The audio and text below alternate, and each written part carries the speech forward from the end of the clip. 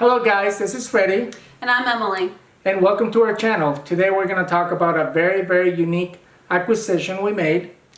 We purchased an abandoned geodesic dome.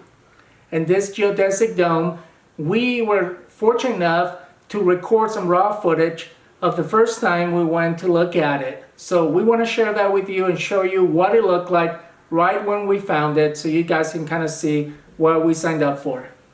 I hope you guys enjoy. So back in January in 2017, Freddie and I decided we wanted to build our own custom home, and I'm a realtor, so I started looking for land right away. And we made a few offers on a few property, but for various reasons, those didn't turn out. And it was after one particular property that didn't work out. We noticed this property because it happened to be just down the road. And we had seen the listing about a year previously. However, we had passed on it because we noticed that it had some structure in the back and we were just looking for land. But it was at this point that we decided to give that property a second look. And when we drove by, we noticed the weird structure was actually a geodesic dome.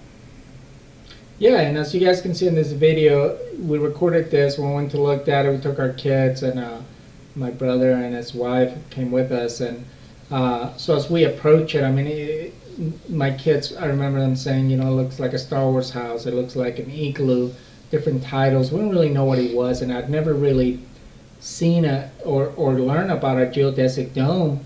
So it was like totally new for me. So as you guys can see, you walk in and there's like multi-levels. So you walk into this little small level, there's a fireplace, and then I guess the other level is a family room, and then they call it the basement behind that door. It has another room and an additional bathroom. And then you guys can see it all. There's some old stuff. Some stuff it's probably original from the 70s. It's a lot of debris, a lot of trash. I mean, it was a mess when we got there. And scary. It was scary. It was pitch black inside. You can't tell from this, but all the windows were boarded up. Everything was boarded up. So it was dark, dirty, cobwebs. I mean, there was, you know, broken bottles. I mean, everything was broken, you can see. But there was just, like, you know, squatters had been in there, you know, teenagers up to no good. It was scary. So at this point, it's like we're asking ourselves, we're looking at each other, it's like, are we going to do this, and what are we going to do with this thing? Are we going to demo it and clean it up so we can use it for a lot? Because at this point, I had already kind of planned out what I wanted to build within the entire lot. So I'm thinking, what are we going to do with this structure? So we started researching, and we talked to, you know, pretty much everyone you would want to talk to before you purchase a lot with, you know, some abandoned structure on it. And we decided we were going to get it. We were going to buy the property. And so we did. We negotiated. We closed the deal. It was in October 2018. So yeah, it's been over a year that we've owned the dome. But when we purchased it, honestly, we were planning on demoing it. We had other plans with the lot and things that we wanted to do, and the dome just didn't fit in with those plans. Yeah, so at this time, like we said, we did all kinds of due diligence, to the extent that we had like the fire department instructor come in and see if maybe burning it for an exercise was an option. We just didn't know enough about this dome. It was hard to see its potential too, because all the windows were boarded. Everything just looked in such terrible shape from the outside.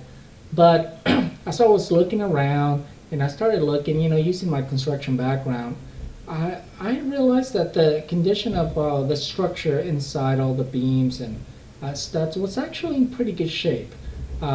So that's when I thought about this, and I proposed it to Emily, and I said, what if we remodel the dome?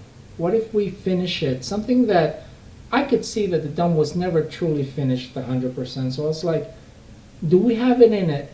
Do we have it in us to do this one last time? Because I had done a previous extensive remodel on a house in Vegas from the 50s. So I knew what we were getting ourselves into, to some degree, obviously. But we were in a different point in our lives too. I was, you know, full-time employment. I'm doing grad school, so it's challenging. When we had done our previous big project rehaul of a home, our kids were little. We had our oldest was in kindergarten, so they're just babies at this point. You know, our kids are older. They're very involved in, you know, just extracurricular activities. So we're always driving them around. I'm like, how are we going to put in the time and the effort that this dome is going to require? Like, we just don't have that time anymore, like we did a few years back. But you know what? After we decided, or after we purchased the dome and we found out how much it was going to be to actually demo it, to the tune of $40,000 just to get rid of it, and you're like, really? We're going to pay that much and we'll have nothing? Maybe we should. And that's when Freddie proposed to me, maybe we should just, you know, bring it back.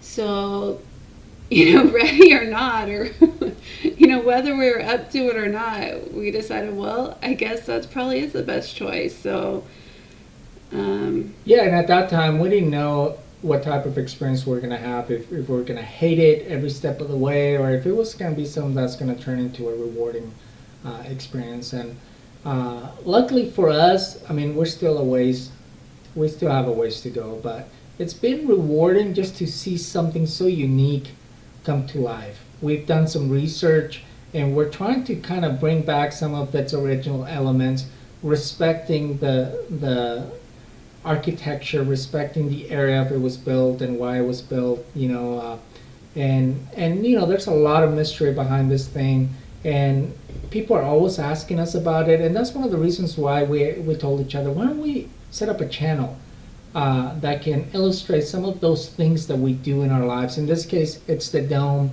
that we wanted to share with people so they can see kind of how we're making progress, what are we working on, what are the challenges, what are our plans, you know, what type of finishes we're going to put in. So we set up this channel so that you guys can come in, see what we're working on. You'll see a little girl, she's our little construction buddy, she comes with us. And this is pretty much what we do in a lot of our spare time to bring this thing back to life.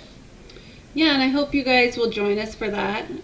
Please subscribe, and if you can like our video, that will help us out too. But I hope you guys enjoy, and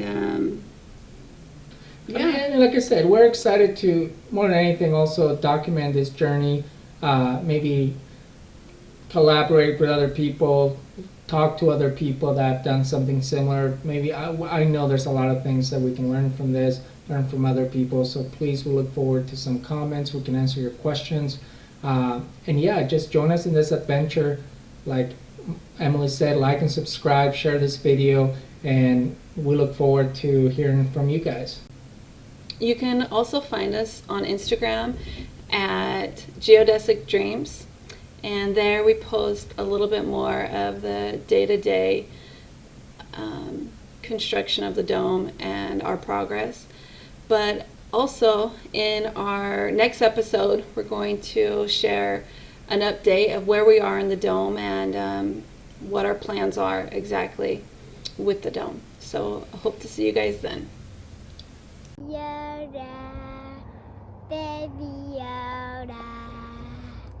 Baby Yoda, Baby Yoda, Baby Yoda, Baby Yoda.